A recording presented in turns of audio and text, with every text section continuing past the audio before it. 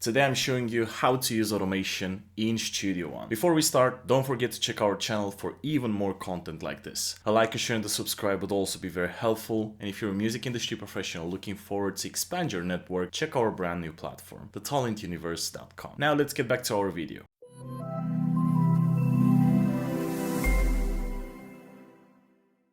Let's start with a question. What is automation? Automation in music means that basically you are telling a certain effect or you are setting a certain parameter to behave in a certain way at a certain point. And then you can copy the same settings, apply them in other places. It makes your work more efficient, easier, also can enhance your songs a lot. And I'll show you some brief examples here. There's absolutely no project that I'm working on which does not have at least one automation channel. And today I'm going to show you how to apply automation on tracks in Studio One. So let's head to our project. So this is the project that we started on the first live stream that we made on this channel. I recommend you to go and have a look. This is an instrumental for a friend of mine, and this is what I've done in around 45 to 50 minutes. It's incompleted at the very beginning, and we will probably finish this in another 3 or 4 live streams, maybe longer live streams than 45 minutes. But for what we want to do here, it is perfect. So the easiest way to use automation is to simply press the A button on the keyboard. As you can see here, something has changed. So let me press A again. We can see the instrument that is being used on this track. And if I click A again, we can see the parameter that's being automated. Right now, there's absolutely nothing. We will need to add it. When you click here, you normally see a list of all the parameters that are being automated. But before that, we need to add some. So I'll go here to add/remove. And now we have a list of what we can add and automate on that specific track. Things like the MIDI controllers, those would be here. These are the MIDI controllers. So we can, for example, we can automate the velocity. Yeah, the velocity here, we can make it be like this, 21% at the beginning and then crank it up at the end. So we have MIDI controllers because this is a MIDI track. But what comes after, up to, let's say, maybe EQ, distortion, pan effects, gate, audio, those are things which are specific to the track itself. For example, LFO 1 and 2, those are coming from the virtual instrument. So pretty much everything that you see here can be automated. So let's say that I'm adding a plugin to this track. Let's use something more specific. Let's say chorus, yeah? So now I have the plugin. I will not do anything to it. Instead, I will go to the automation tab here. And as you can see, chorus/flanger/phaser, now we can automate that as well. Now, these are very specific and you can automate quite a lot of stuff coming from the plugin. So in our case, if we go to chorus, we can automate everything from here. Bear in mind though that this is a stock plugin, so it is normal to be most compatible with the automation tool. If we use a third-party plugin like, let's say C4, which is a multiband compressor, and we go back to the automation tab, we cannot even see it, so this cannot be automated. Not the end of the world, most of the times you won't even need to automate this, so it is completely fine. Let me turn off the inserts because I don't want anything there. And now let's add some automation. Let's do something simple. Let's just do the volume, for example. So we go to audio, volume, add, and right now, you can see the automation track, which is assigned to the volume of the track. This line right here represents the volume itself, so I can add points and just play with them. And now if I hit play,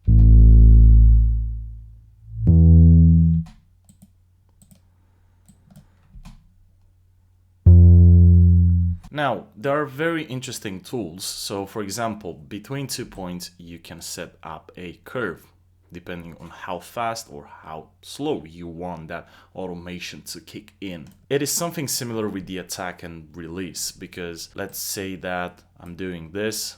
This is going to be a slow attack and a fast release. You barely can feel it. And you can play with it. Let me add, I don't know, let's add a filter. So let me go to the instrument. I want to modify this cut off. Let me do it on another track so we can fill it. Let's see. Yeah, I'm going to do it here. So filter, cut off, add. We can see the cutoff.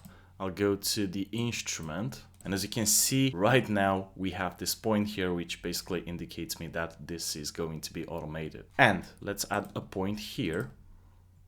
And I'm going to make this very, very warm, leaving only those low frequencies. As you can see, we're starting from 73 Hertz. I don't even know if we can hear that properly. Just for the sake of the example, I'll just play a bit with it.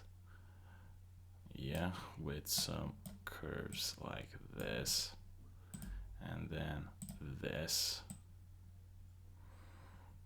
Now, let's see how it sounds.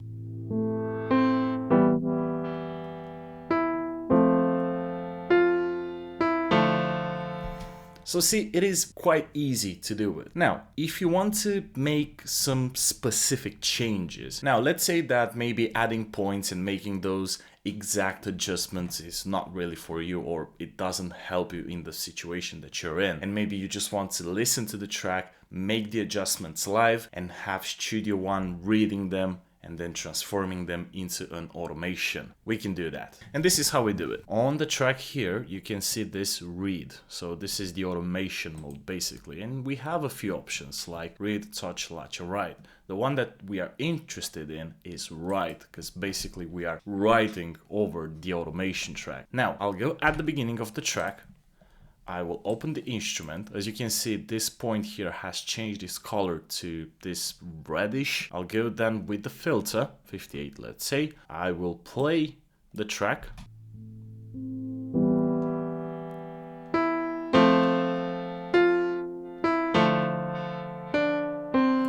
And there we have it. So Studio One basically has read my movements and has made the automation based on what I've done there, basically. Now, don't forget to switch back to read, because if you leave it on write, this is what's going to happen. It will stay at the latest parameter that's been introduced. In this case is this one here. So as you can see, it's deleting everything that I've done before, just staying at this level, because I'm not in the instrument. If I want to modify, I need to go back there and do this. Yeah. See, it stays here where I left it the last time, basically. Again. See, it stays there where I left it. Yeah, here, the maximum level. So you don't want that. So you have to switch it back to read, and it will just stay like that. Now, this method is quite good actually, and it is easy to use. You just press A and then play with the automation, but it lacks something. Let me give you an example. Let's say that I want to add a bus channel. Yeah, so now this channel does not appear here. So when I'm pressing A, how do I automate it? It is quite simple. So here when I press plus, I can add an automation track. I'm going to name it Auto.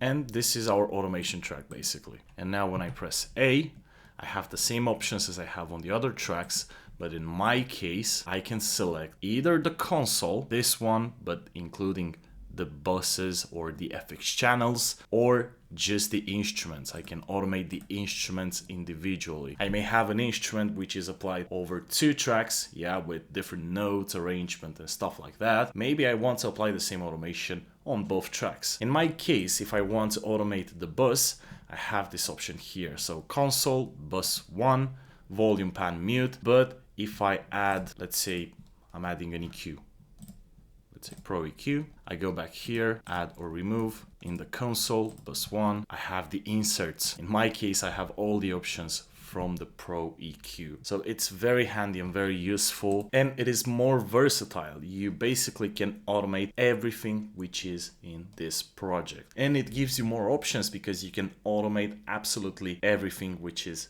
in the project. Now, let's say that you don't want to create any automation track whatsoever or make the adjustments here, and maybe you feel that you want to make small adjustments in terms of volume, panning, you name it. We have this automation mode on the channels themselves as well. For example, let's take the high edition over the main melody here. I can switch it to right.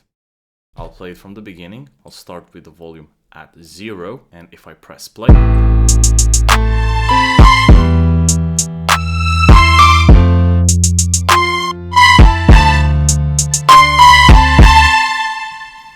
don't forget we go back on read, and right now we have the automation applied over here. Bear in mind though that this is slightly different from the first example that we had with the right automation mode. So this is where we've done it, and if I change this to right, the change will not appear here on this field, as well as if I switch this back to read and make it right here, the read here will not disappear. And this is the video. This is how you use automation in Studio One. I hope you like it. I hope you found it useful. I'm waiting for your feedback down below in the comment section, and don't forget to give us a like, a share and to subscribe, as it helps us a lot and it motivates us a lot. It drives us to make better videos, more diverse videos, and more videos in general. The next stream will happen these days. We will keep working on this instrumental, so I'm waiting for you there. Until the next time, take care of yourself. Bye bye.